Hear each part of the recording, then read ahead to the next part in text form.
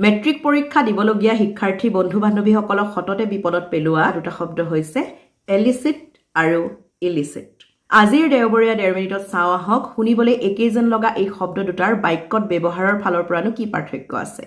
ELICIT এলিচিট শব্দটো হৈছে এটা ভাৰ্ব, এটা একশ্যন শব্দ যাৰ অৰ্থ হৈছে কাৰোবাৰ পৰা বা কোনোবা এজনৰ পৰা কিবা এটা কথা, বাতৰি, তথ্য বা প্ৰতিক্ৰিয়া উলিওৱা।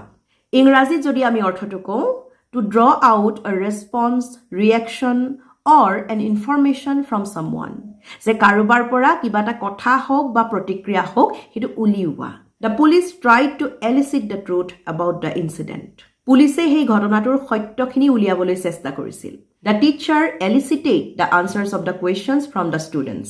শিক্ষকজনে ছাত্ৰ-ছাত্ৰীসকলৰ পৰা প্ৰশ্নসমূহৰ উত্তৰসমূহ উলিয়াইছিল। গতিকে elicit ভাৰ্বটোৱে কাৰোবাৰ পৰা কিবা এটা কথা, বাতৰি বা প্ৰতিক্ৰিয়া এটা উলিওৱাটো বুজায়। ILLICIT ইলিচিট শব্দটো হৈছে এটা এডজেক্টিভ যাৰ অৰ্থ হৈছে বেআইনী, অবৈধ, যি কাম আইনগত নহয়, আইনে যি কৰিবলৈ অনুমতি নিদিয়ে। ইংৰাজীত তাৰ অৰ্থটো হ'ব এনেধৰণৰ illegal, unlawful, forbidden by law, not permitted, something is not allowed to do. He was arrested for selling illicit substances. যে তেওঁ অবৈধ বস্তু বেচা-কিনা কৰাৰ বাবে গ্ৰেপ্তাৰ হ'বলগীয়া হৈছে। He was involved in illicit activities.